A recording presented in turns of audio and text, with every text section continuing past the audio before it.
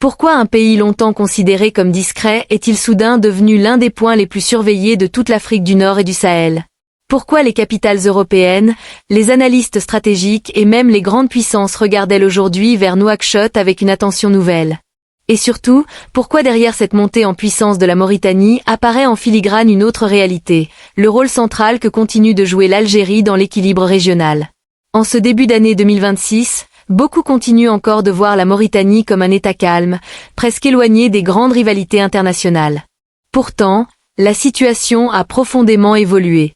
En l'espace de quelques mois seulement, ce pays s'est retrouvé au cœur d'un espace stratégique de plus en plus sensible. Ce changement ne vient pas d'une transformation militaire spectaculaire. Il s'explique avant tout par la géographie. La Mauritanie se situe aujourd'hui à la rencontre de 3 foyers de tension majeures: l'instabilité persistante du Sahel, les enjeux sécuritaires liés à l'océan Atlantique et le conflit toujours non résolu du Sahara occidental. Plusieurs analyses européennes ont récemment souligné ce basculement. Selon ces évaluations, la Mauritanie jouerait désormais un rôle de barrière face à la progression de l'instabilité sahélienne vers les côtes atlantiques. Dans le même temps, elle apparaît comme un partenaire de plus en plus important pour l'Europe sur 2 dossiers sensibles, la question énergétique et la gestion des flux migratoires. Cette nouvelle perception suffit à expliquer pourquoi l'intérêt stratégique porté à Nouakchott s'est nettement renforcé ces derniers temps dans les cercles politiques occidentaux. Mais les risques auxquels la Mauritanie est confrontée ne viennent pas réellement de l'intérieur du pays. Ils proviennent surtout de l'environnement régional. Les groupes armés actifs au Mali, notamment ceux liés au réseau djihadiste, se rapprochent progressivement de ses frontières. Cette proximité crée une pression sécuritaire constante. Par ailleurs, le territoire mauritanien accueille aujourd'hui plusieurs centaines de milliers de réfugiés maliens. Une situation qui dépasse largement la seule dimension humanitaire. Elle représente également un défi politique et sécuritaire pour un pays dont les frontières traversent de vastes zones désertiques difficiles à contrôler. C'est dans ce contexte que la question du Sahara occidental prend une importance particulière. Contrairement à ce que certains observateurs affirmaient il y a quelques années, ce dossier n'est pas un conflit figé. Il reste une fracture active dans l'équilibre régional. Tant que son statut demeure incertain, chaque tension entre le Maroc et le Front Polisario, ou chaque crispation entre Rabat et Alger, peut produire des répercussions directes sur la Mauritanie. Le pays se retrouve ainsi placé au cœur d'un triangle stratégique délicat. Dans cet équilibre fragile, Nouakchott n'est plus simplement un observateur. Elle devient un acteur contraint de gérer les conséquences des tensions qui l'entourent. C'est précisément à ce niveau que se dessine ce que certains analystes décrivent comme un choc discret avec l'Algérie. Il ne s'agit pas d'une confrontation militaire. Rien de spectaculaire. Ce choc est avant tout stratégique. Il repose sur des visions différentes de l'organisation de l'espace sahélien et maghrébin. Pour l'Europe, la Mauritanie représente aujourd'hui une sorte de porte stratégique. Une porte capable de limiter la propagation du chaos sahélien vers l'Atlantique. Elle constitue aussi un point d'appui pour le contrôle des routes migratoires et pour l'exploitation potentielle de nouvelles ressources énergétiques offshore, à un moment où les pays européens cherchent activement à diversifier leurs approvisionnements. Dans cette perspective, la Mauritanie est également intégrée à plusieurs programmes de coopération sécuritaire avec les partenaires occidentaux. Elle apparaît ainsi comme l'un des rares points de stabilité relative dans une zone largement fragilisée. Mais la lecture de la situation est différente du côté d'Alger. L'Algérie observe ces évolutions avec une vision stratégique plus large. Pour elle, toute tentative de redéfinir l'équilibre du Sahel en s'appuyant principalement sur la Mauritanie, sans prendre en compte les intérêts algériens, risquerait de produire un système instable. Car l'Algérie occupe une place particulière dans la région. Elle ne dépend pas d'alliances militaires occidentales et n'accueille pas de bases étrangères sur son territoire. Dans le même temps, elle n'est pas considérée comme un adversaire direct par les grandes puissances.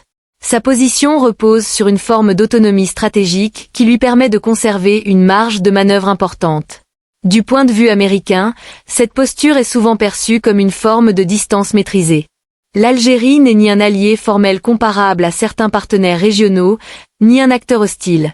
Elle reste un État indépendant dans ses choix, capable de dialoguer avec différents blocs tout en préservant sa souveraineté. Cette singularité explique pourquoi le pays est parfois décrit comme un stabilisateur régional. Plutôt que d'exporter les crises, il tend à absorber les tensions qui se propagent autour de lui. Dans un espace marqué par de nombreuses fractures, ce rôle agit comme un amortisseur stratégique en Afrique du Nord. Lorsque l'on combine cette vision américaine avec l'approche européenne centrée sur la Mauritanie, une réalité apparaît clairement.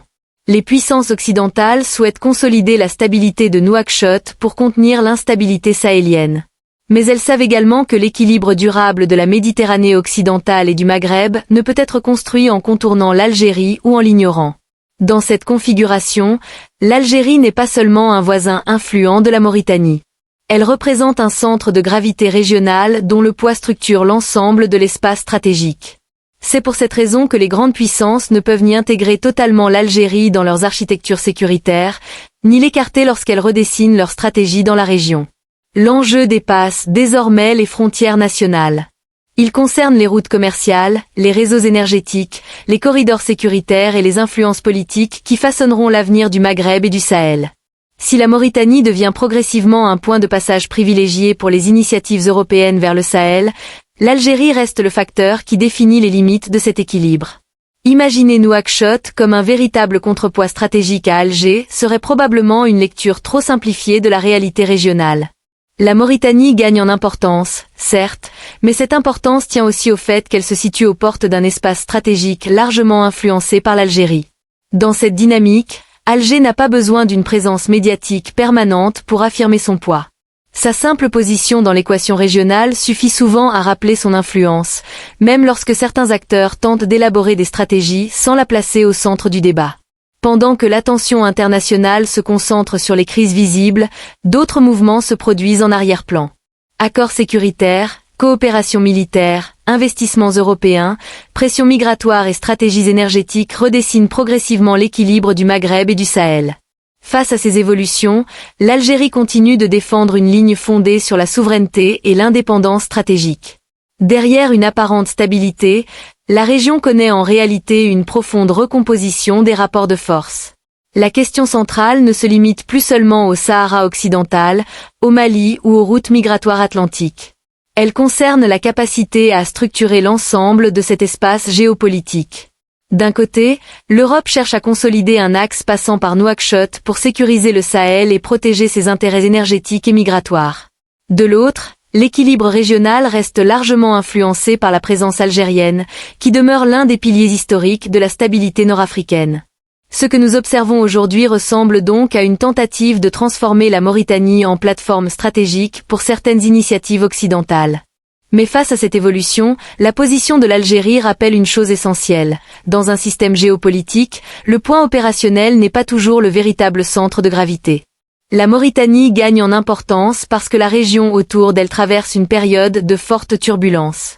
Dans le même temps, l'Algérie continue d'exister comme un acteur majeur, notamment grâce à son indépendance stratégique et à son refus d'entrer dans des logiques d'alignement. Nouakchott apparaît aujourd'hui comme un espace clé pour encadrer les dynamiques périphériques du Sahel. Alger, de son côté, reste l'un des acteurs capables d'influencer l'équilibre général de toute la région. C'est là que se situe ce que l'on peut appeler le véritable choc silencieux. Il n'y a ni confrontation militaire, ni déclaration spectaculaire. Il s'agit plutôt d'une compétition discrète entre visions stratégiques, entre routes d'influence et entre architectures régionales. Comprendre cette réalité permet de saisir pourquoi le Sahel est devenu l'un des nouveaux carrefours géopolitiques menant vers l'Atlantique. Et cela permet aussi de comprendre pourquoi, dans cet équilibre fragile, la question du rôle de l'Algérie demeure incontournable pour tous ceux qui cherchent à imaginer la stabilité future de cet espace.